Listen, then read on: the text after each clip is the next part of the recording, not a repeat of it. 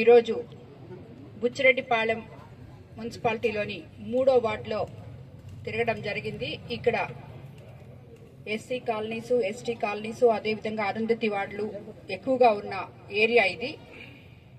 ఈ సమస్య ఉంది అని చెప్పినందువల్ల ఈ పైప్ లైన్ సరిచేసి ముందు ఇమ్మీడియట్ గా వీళ్ళకి నీళ్లు అందే విధంగా, అంటే సమ్మర్ కాబట్టి ఇప్పుడు నీళ్లు లేకుండా ఎక్కడ మనం ఉండకూడదు అనుకున్నాం కాబట్టి దీన్ని అత్యవసర పరిస్థితుల్లో ఇది నుడాలో పెట్టి ఇది శాంక్షన్ చేపించి ఇక్కడ వీళ్ళకి ఈ పైప్ లైన్ ద్వారా నీరు వచ్చేటట్టు చేయడం జరిగింది.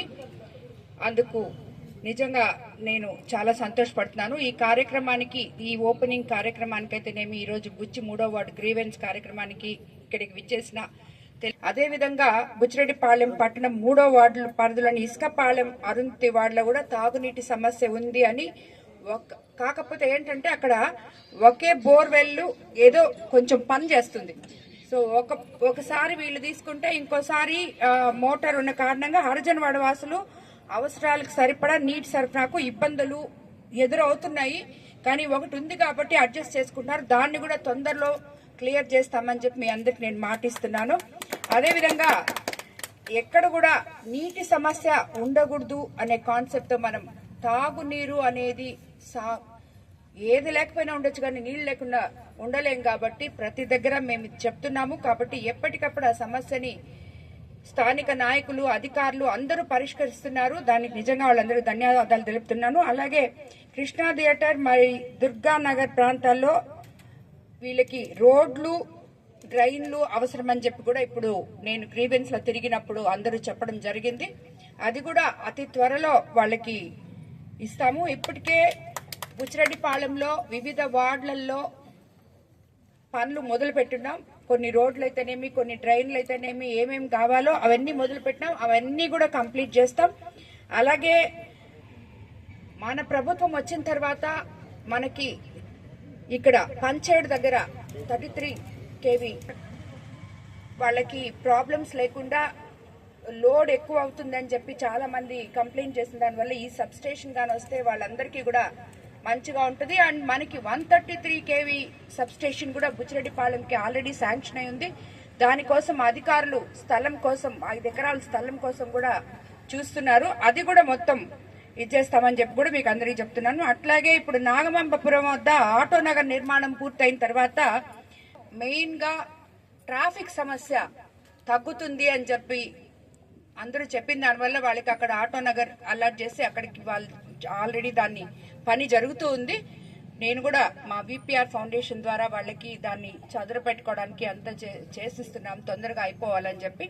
సో అది కూడా చేస్తాము. అట్లాగే ఇప్పుడు మనం అన్నిటికన్నా ముఖ్యంగా మన ముఖ్యమంత్రి చంద్రబాబు నాయుడు గారు చెప్పిన విధానాల వర్గంలో P4 విధానంలో తేజో డెవలపర్స్ సహకారంతో ఎన్నో ఏళ్ల నుంచి బుచ్చిరెడ్డిపాళెం ప్రజలు కళ్ళకంటున్న మార్కెట్ ని 62 రూములతో మనము కట్టించుకుంటున్నాము. అది తొందరలోనే ప్రారంభోత్సవం కూడా చేస్తామని చెప్పి మీ అందరికీ చెప్తున్నాను. మా సిఎస్ఆర్ ఫండ్స్ తో ఏదున్నా ముందు మీ బుచ్చిరెడ్డిపాళెంలోనే ఎక్కువ పెడుతున్నాము. సో దాంతో మనం డెవలప్ చేసుకుంటా ఉన్నాము. అదేవిధంగా మీకు అందరికి తెలుసు, మన ప్రభుత్వం అధికారంలోకి వచ్చిన తర్వాత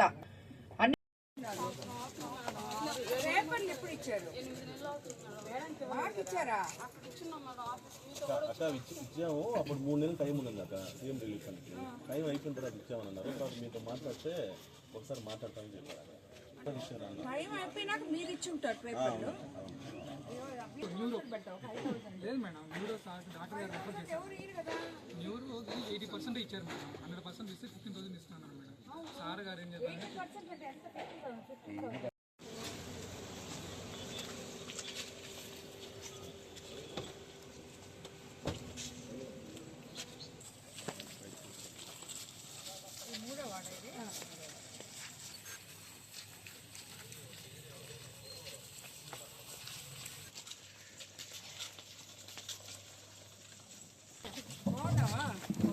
పెన్షన్ వస్తుందా కరెక్ట్గా?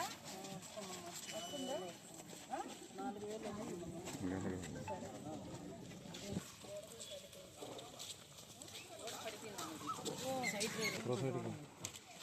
అది కాదు నేను అడిగేది ఆ అబ్బాయి నీకు మరి కొడుకు వస్తుందని నీకు రావట్లేదా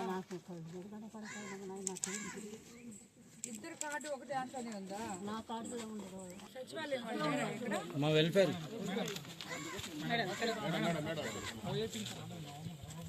లోపల వాళ్ళ కార్డు సెపరేట్ చేయించండి వాళ్ళ కొడుకుది ఆమెది సెపరేట్ చేయించి దాని తర్వాత ఇచ్చేయండి సో అప్పుడు ఏమంటే దాన్ని అర్థం చేస్తే ఆ రోజు మీకు ఒక సంవత్సరం మీ దగ్గరికి వచ్చున్నాను ఇది ఎంఆర్ఓ సార్ మమ్మల్ని మీరు ఎంఆర్ఓ కలమన్నారు ఎంఆర్ఓ సంవత్సరం సేపు వచ్చారు మొత్తం ఎడ్యుకేషన్ వేసారు అంత చూసుకుంటూ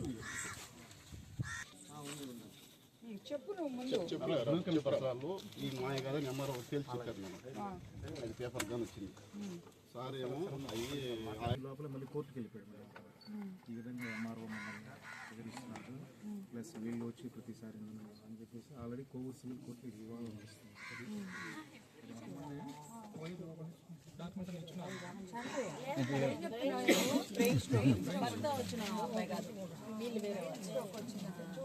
అంటే చెప్పు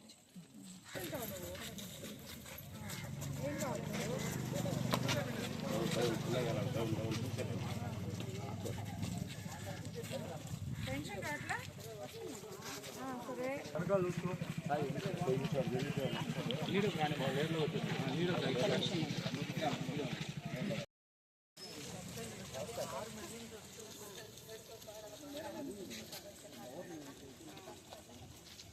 చూస్తేనే అర్థమవుతుంది నేను సంతోషం ఉన్నాము గవర్నమెంట్ ఎంప్లాయీస్కి ట్రాన్స్పోర్టేషన్ మరి అదే కదా వీళ్ళకి సమాధానం చెప్పట్లే మనకి చెప్పట్లే సమాధానం. కాదమ్మా గవర్నమెంట్ ఎంప్లాయీ అయినప్పుడు పెన్షన్ రాదు